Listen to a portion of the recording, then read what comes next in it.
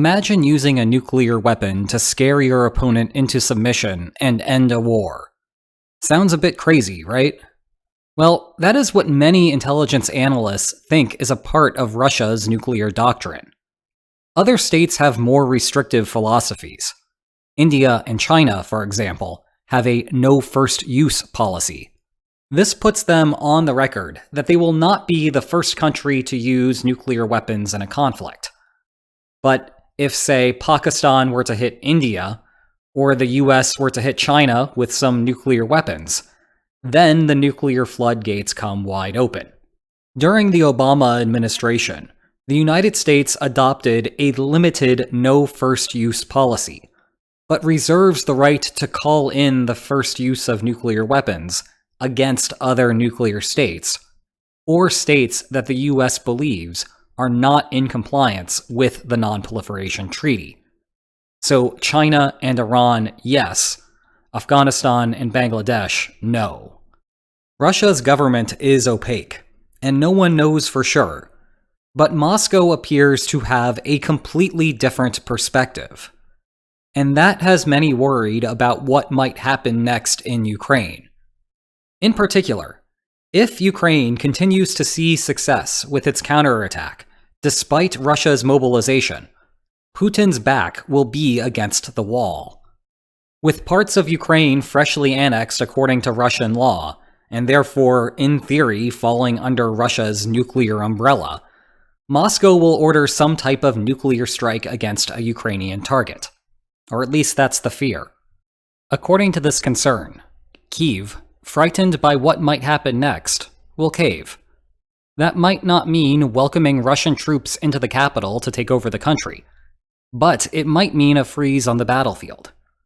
What Russia definitely would not want is for Ukraine to fight back harder. After all, this is escalate to de-escalate, not escalate to escalate. Is that even possible? Historical examples suggest that the answer is maybe. Whether that is the case with Ukraine is another story. Unfortunately for our analysis here, but fortunately for the rest of the world, we do not have many historical cases to compare this to. In fact, the only offensive use of nuclear weapons in history seems to confirm the plausibility of escalate to de-escalate as a strategy. On August 6, 1945, the United States dropped the Little Boy bomb over Hiroshima. 3 days later, it dropped the Fat Man bomb over Nagasaki. 6 days after that, Japan surrendered. The timing of everything matches with what an escalate to de-escalate strategy would hope to accomplish. However, in fulfillment of its promise at the Yalta Conference, the Soviet Union declared war on Japan on August 8th. This ended the government's hope that Stalin would broker a more attractive settlement for Japan vis-à-vis the United States. Thus, what exactly caused the war to end is unclear. To underscore that point, we know that the US's previous attempt to escalate to de-escalate with Japan failed. Overnight between March 9th and 10th, 1945, the United States executed Operation Meeting House, commonly known as the firebombing of Tokyo. This was a massive undertaking of 334 B-29 bombers, dropping napalm over the city for hours on end. 100,000 people died, and more square kilometers of territory were destroyed in Tokyo than what the nuclear bombs did elsewhere. Operation Rolling Thunder provides another example of a failed attempt to escalate to de-escalate with conventional weapons. This was the long-running campaign where the United States bombed North Vietnam to convince the Hanoi government to terminate support of communist insurgents in South Vietnam. That failed, of course, ultimately leading to South Vietnam's capture. However, if we are going to think more generally about whether and when nuclear escalate to de-escalate will work, we need to think more about the theoretical problem. We can't just have some bizarre claim that nuclear weapons are magically ending the war without explaining the intermediary step. And we are going to see that the intermediary step is often nebulous. If a limited nuclear strike would end any war, the strike itself must resolve whatever problem was causing the war in the first place. This, incidentally, is a good way to think about anything that allegedly will end any war. And as our friendly lines on maps will tell us, any explanation for war must address why the parties do not settle around what they expect war to produce. That's because both would benefit from not suffering the costs associated with fighting. Recently, we discussed what I see as the 3 plausible barriers to peace currently.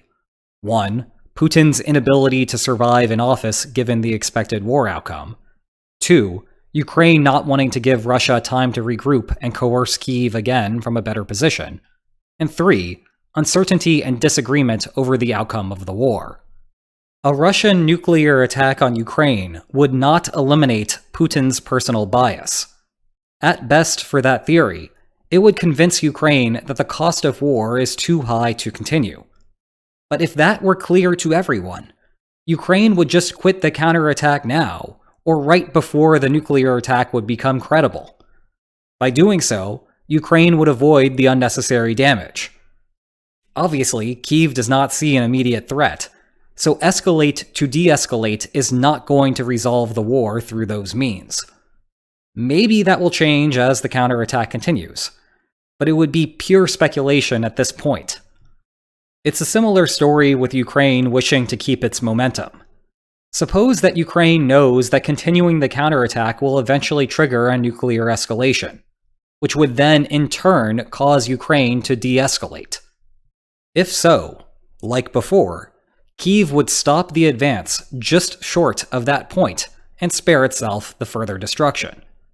Thus, the only plausible way escalate to de-escalate would work in this conflict is if there is some disagreement between the two about the fight.